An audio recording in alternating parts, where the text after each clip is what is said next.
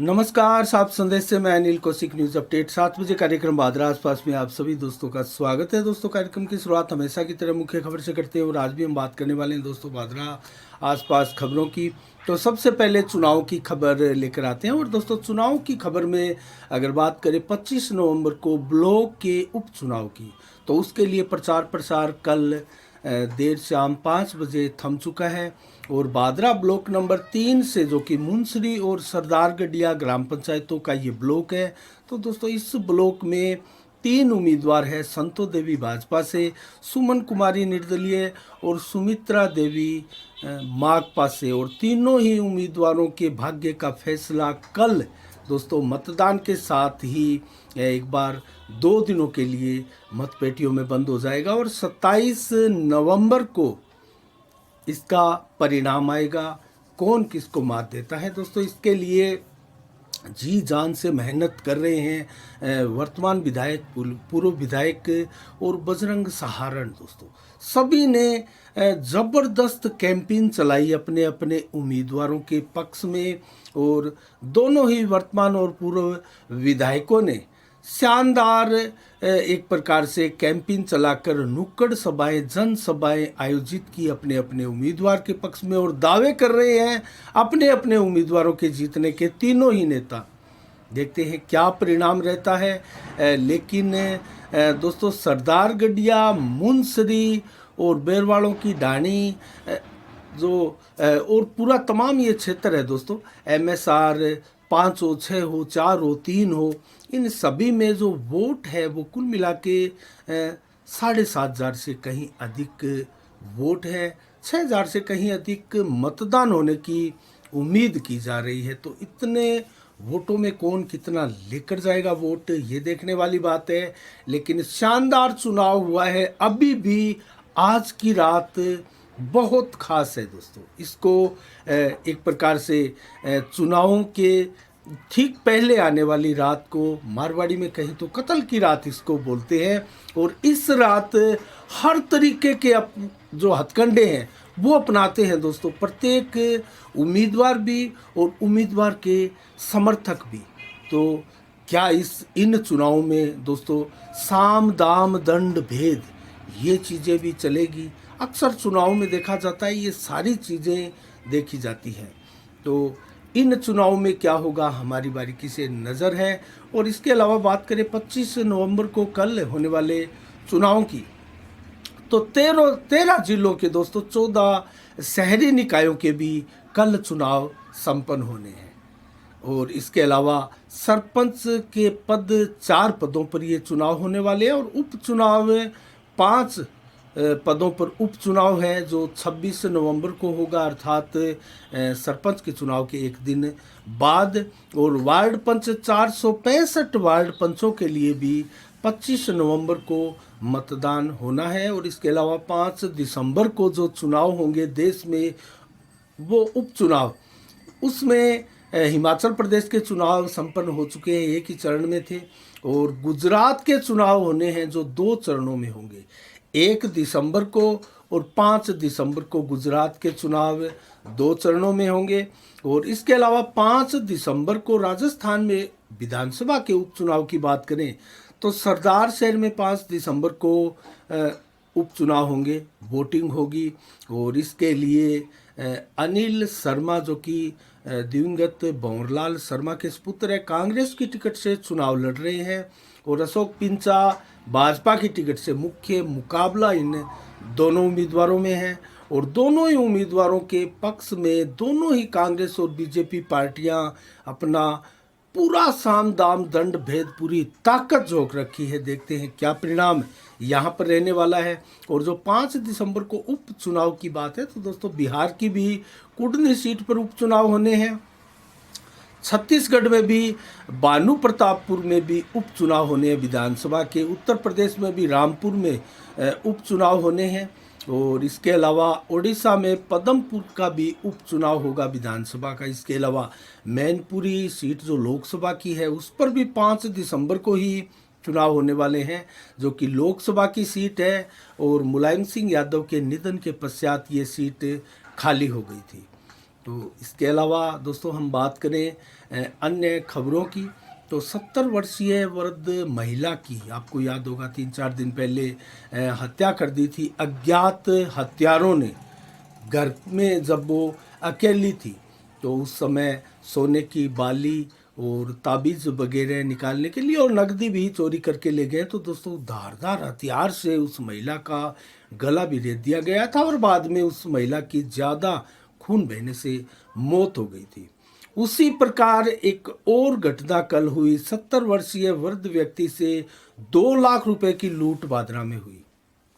तो भादरा में लगातार कानून व्यवस्था की स्थिति जो है वो बड़ी दयनीय है और इसको लेकर विपक्ष हमलावर है सत्ता पक्ष पर और बलवान पूनिया पर, क्योंकि वर्तमान में वो विधायक है, माकपा की सीट से जीतकर सरकार में अपनी भागीदारी निभा रहे हैं। तो दोस्तों ऐसे में जो कानून व्यवस्था है उसके हाल कुछ अच्छे नहीं कहे जा सकते और इसको लेकर हमने आज एक वीडियोस दोस्तों वार्ड नंबर 19 के लोगों द्वारा बार बार फ़ोन करने पर जब हमने देखा वहाँ जाकर समस्या क्या है, तो एक वीडियोस हमने बनाया साफ संदेश के चैनल पर भी है यूट्यूब के, और दोस्तों इसका लाइव भी टेलीकास्ट हमने फेसबुक पेज पर किया था।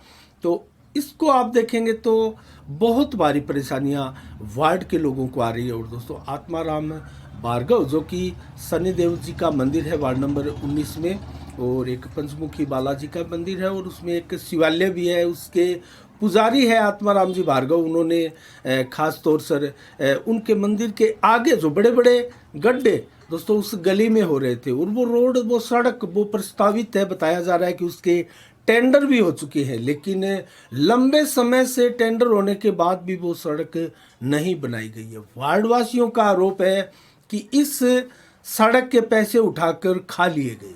ये आरोप है दोस्तों। आरोप अभी किसी प्रकार से सिद्ध नहीं है और किसी भी प्रकार से इस आरोप को लेकर सीधे गंभीर आरोप हम नहीं लगा सकते। कारण इसका क्योंकि टेंडर हुआ है तो उसका ठेकेदार संभवतः उसको देर सवेर इस रोड को बनाने के लिए बाध्य होंगे और उसकी बाकायदा एमबी भी उठती है और इसका मेजरमेंट भी होता है, उसके बाद में पेमेंट उठता है। पेमेंट उठने की प्रक्रिया एक नगर पालिका में क्या हर विभाग में इस प्रकार की एक प्रक्रिया होती है, तो मेजरमेंट के बाद में ही किसी चीज़ का बिल उठता है। लेकिन संभव हर कुछ हो सकता है। आज के समय किसी भी प्रकार के घपले और भ्रष्टाचार आप किसी प्रकार से करने पर उतारू हो तो आप भ्रष्टाचार कर ही देते हो। तो इस प्रकार से भ्रष्टाचार का आरोप वार्डवासियों ने लगाया है। इसमें कितनी सच्चाई है आने वाले समय में पता लगेगा।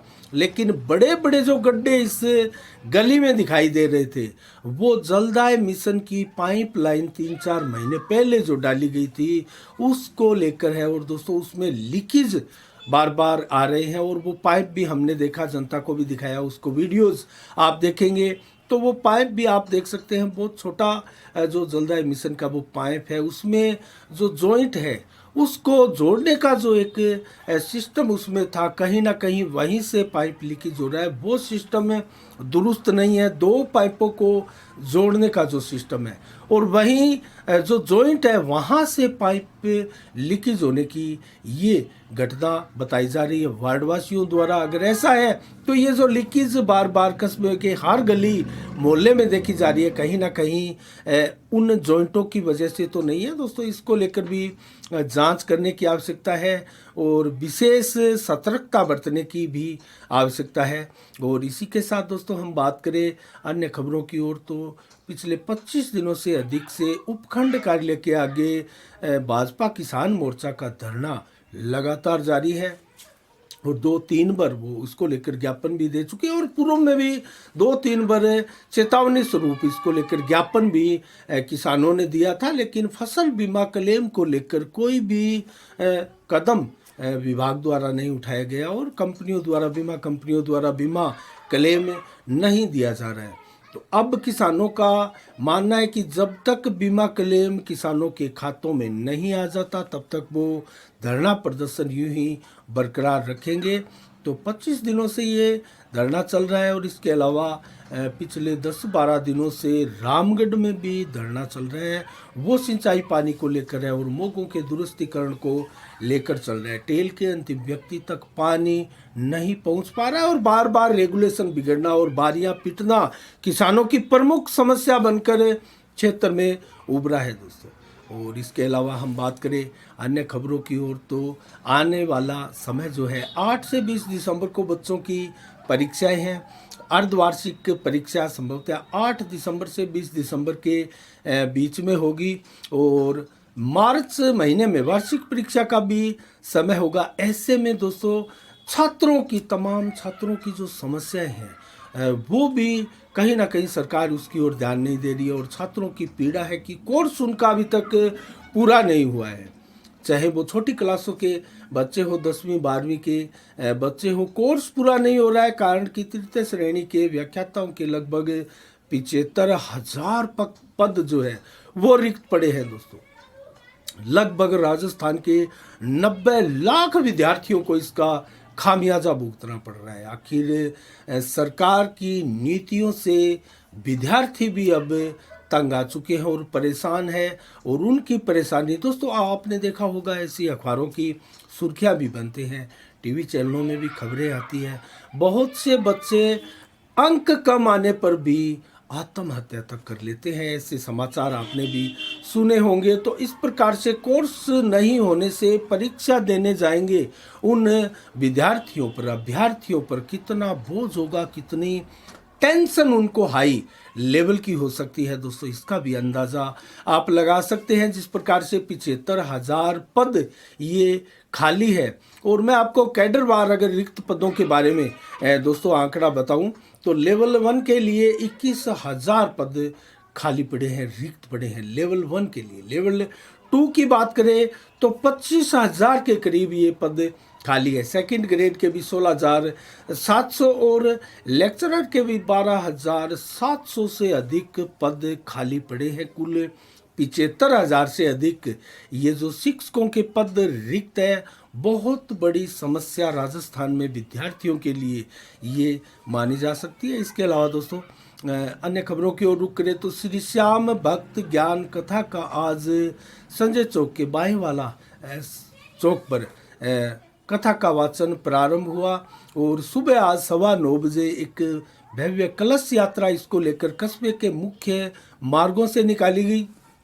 और ये कलश यात्रा में महिलाओं ने बड़ी संख्या में भाग लिया। उसके बाद में दोस्तों कथा प्रारंभ हुई और कथा का समय जो है दोपहर को 2:05 तक है, 5 बजे तक है, 2 से 5 बजे तक 3 घंटे का समय कथा का रहता है। और इसमें पंडित गोपाल जी महाराज के द्वारा इस कथा का वाचन किया जा रहा है और बड़ी संख्या में भक्तजन आज उमड़े कथा सुनने के लिए। और श्याम प्रेमियों द्वारा ये आयोजन श्री श्याम भक्त ज्ञान कथा का किया जा रहा है। इसके अलावा दोस्तों बात करें आज क्या विशेष दिवस है, 24 नवंबर है और पूरे विश्व के बेहतरीन हरफनमौला खिलाड़ी इयान बाथम जो कि क्रिकेट के बेहतरीन ऑलराउंडर इनको माना जाता है, 1955 में आज ही के दिन उनका जन्म हुआ था। और फिल्मी दुनिया के निर्माता, निर्देशक और फिल्मी हीरोज भी रहे हैं।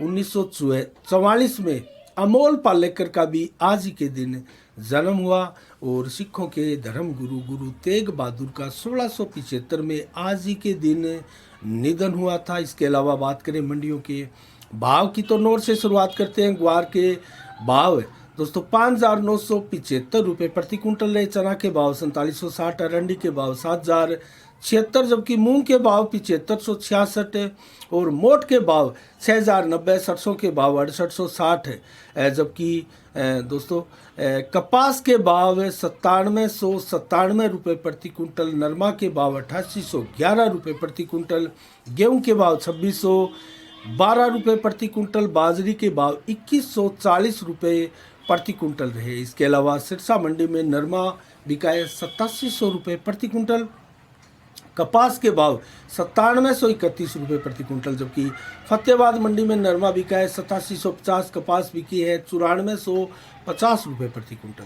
आदमपुर मंडी में नरमा 8855 बिका है, नरमे के भाव में कुछ गिरावट आई है और हनुमानगढ़ में नरमा बिका है 8800 रुपये। श्रीगंगानगर मंडी में नरमा बिका है 9033 रुपये प्रति क्विंटल, जबकि रावतसर मंडी में नरमा बिका है 9050 रुपये मैक्सिमम। तो ये रहे मंडियों के भाव। दोस्तों मौसम का मिजाज बताएं तो आज 24 नवंबर को 25 से 28 डिग्री टेम्परेचर दिन भर रहा, 11 से 14 किलोमीटर की रफ्तार से हवाएं चली। देर रात्रि को भी दोस्तों 20 से 24 डिग्री टेम्परेचर रहने की उम्मीद है। आज दिन में बादल नहीं थे, लेकिन 15 से 17% बादल दिन भर और रात्रि को भी आज छाए रहने की उम्मीद है।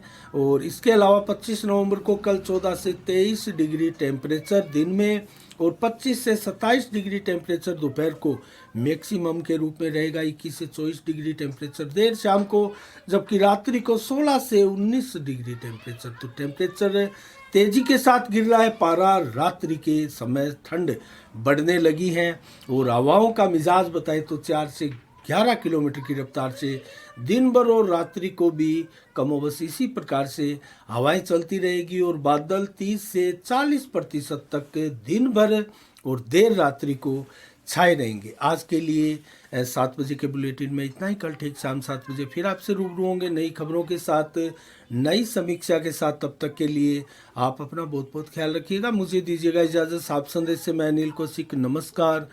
जय भारत, जय जय राजस्थान।